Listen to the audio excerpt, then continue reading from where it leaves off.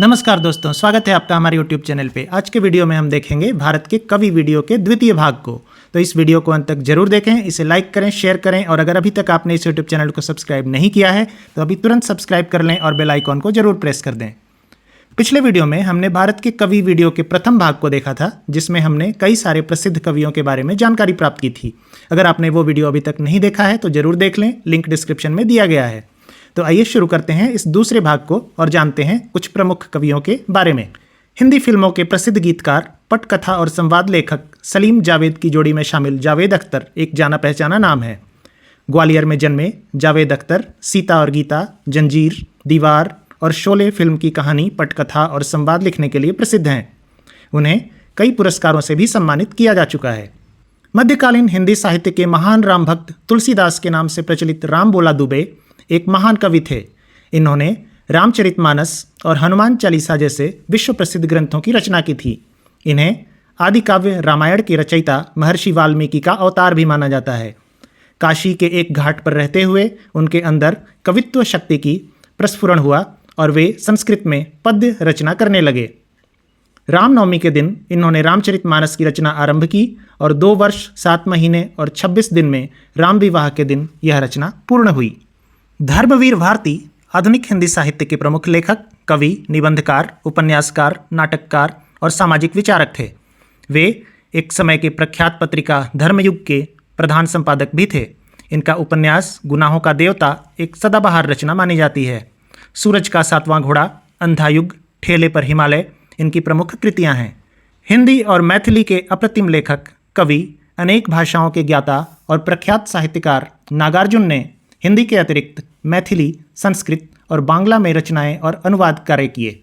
साहित्य अकादमी पुरस्कार से सम्मानित नागार्जुन ने मैथिली में यात्री उपनाम से लिखा। इनका मूल नाम वैद्यनाथ मिश्रा था। अपने जीवन काल में लगभग 68 वर्षों तक ये रचना कर्म से जुड़े रहे और कविता, उपन्यास, कहानी, संस्मरण, यात्रा वृत्तांत, निबंध, बाल साहित्य जैसे सभी विधाओं में इन्होंने रचना की। प्रसून जोशी एक हिंदी कवि, लेखक और गीतकार हैं। फिल्म तारे जमीन पर के लिए इन्हें राष्ट्रीय पुरस्कार भी मिल चुका है। उत्तराखंड के अल्मोड़ा में जन्मे प्रसून जोशी को फिल्मों के सुपरहिट गानों, संगीतों और भिन्न भिन्न विज्ञापनों के कारण अंतर्राष्ट्रीय स्तर पर प्रसिद्धि मिली। आधुनिक हिंदी साहित्य के पितामह कहे जाने वाले भारतेंदु हरिश्चंद्र हिंदी में आधुनिकता के पहले रचनाकार थे। इन्होंने गरीबी, पराधीनता, शोषण जैसी चीज़ों को अपने साहित्य में प्रमुखता से स्थान दिया। हिंदी को राष्ट्रभाषा बनाने की दिशा में इन्होंने अपनी प्रतिभा का उपयोग किया। वे एक उत्कृष्ट कवि, व्यंग्यकार, नाटककार, पत्रकार, लेखक, संपादक, निबंधकार और कुशल वक्ता थे। मात्र 34 वर्ष की अल्पायु में ही इन्होंने विशाल साहित्यों की रचना की। हिंदी साहित्य में छायावादी युग के 4 प्रमुख स्तंभों में से एक महादेवी वर्मा आधुनिक हिंदी की सबसे सशक्त कवियत्रियों में से एक थीं। इन्हें आधुनिक मीरा के नाम से भी जाना जाता है। इन्होंने खड़ी बोली हिंदी की कविता में उस कोमल शब्दावली का विकास किया जो अभी तक केवल ब्रज भाषा में ही संभव मानी जाती थी। इन्होंने अध्यापन से अपने कार्य जीवन की शुरुआत की और अंतिम समय तक प्रयाग महिला विद्यापीठ की प्रधानाचार्य बनी रहीं। साहित्य और संगीत में निपुण होने के साथ साथ ये कुशल चित्रकार और अनुवादक भी थीं। कवि निराला ने इन्हें हिंदी के विशाल मंदिर की सरस्वती भी कहा है। राष्ट्रकवि मैथिली शरण गुप्त हिंदी साहित्य इतिहास में खड़ी बोली के प्रथम महत्वपूर्ण कवि थे। पवित्रता, नैतिकता और मानवीय संबंधों की रक्षा इनके काव्य के प्रथम गुण हैं, जो पंचवटी से लेकर जयद्रथ वध, यशोधरा और साकेत तक में प्रतिफलित हुए हैं। इनकी सभी रचनाएं राष्ट्रीय विचारधारा से ओतप्रोत हैं। वे भारतीय संस्कृति और इतिहास के परम भक्त थे। इन्होंने प्रबंध और मुक्तक दोनों काव्यों की रचना की। माखनलाल चतुर्वेदी भारत के एक लोकप्रिय कवि, लेखक और पत्रकार थे। प्रभा और कर्मवीर जैसे प्रतिष्ठित पत्रों के संपादक रहे माखनलाल जी ने ब्रिटिश शासन के खिलाफ जोरदार आवाज़ उठाई और नई पीढ़ी को प्रोत्साहित किया। हिम किरीटिनी, हिम तरंगिणी, युगचारण, समर्पण, माता इत्यादि इनकी प्रसिद्ध काव्य कृतियाँ हैं तथा कृष्णार्जुन युद्ध, साहित्य के देवता, समय के पाँव, अमीर इरादे गरीब इरादे इनकी प्रमुख गद्यात्मक कृतियाँ हैं। मीराबाई 16वीं शताब्दी की एक प्रसिद्ध कृष्ण भक्त कवित्री थी। इनकी अधिकांश रचनाएं दार्शनिक शैली के भजनों के रूप में हैं। मीरा की कविताओं का सबसे व्यापक संग्रह 19वीं शताब्दी की पांडुलिपियों में मौजूद है। पायो जी मैंने राम रतन धन पायो इनकी सबसे लोकप्रिय रचनाओं में से एक है। जगतगुरु रामभद्राचार्य एक प्रख्यात विद्वान, शिक्षाविद, बहुभाषाविद, रचनाकार, प्रवचनकार, दार्शनिक और धर्मगुरु हैं। वे रामानंद संप्रदाय के वर्तमान 4 जगत गुरुओं में से एक हैं। वे चित्रकूट स्थित तुलसी पीठ के संस्थापक और अध्यक्ष हैं।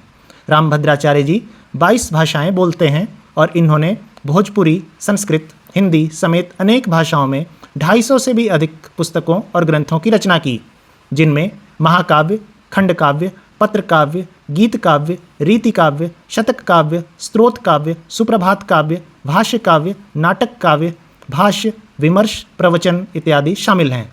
उन्हें तुलसीदास पर भारत के सर्वश्रेष्ठ विशेषज्ञों में गिना जाता है और इन्हें कई सारे पुरस्कारों और सम्मानों से अलंकृत किया गया है। रामधारी सिंह दिनकर हिंदी के एक प्रमुख लेखक, कवि और निबंधकार थे। इन्हें आधुनिक युग के वीर रस के सर्वश्रेष्ठ कवियों में से माना जाता है। राष्ट्रवाद इनके काव्य रचना की मुख्य भूमि है। दिनकर की महान रचनाओं में रश्मिरथी और परशुराम की प्रतीक्षा शामिल है। उर्वशी को छोड़कर इनकी अधिकतर रचनाएं वीर रस से ओतप्रोत हैं। ये राष्ट्रकवि के नाम से भी जाने जाते हैं। महर्षि वाल्मीकि संस्कृत रामायण के प्रथम रचयिता हैं, जो आदि कवि के रूप में प्रसिद्ध हैं।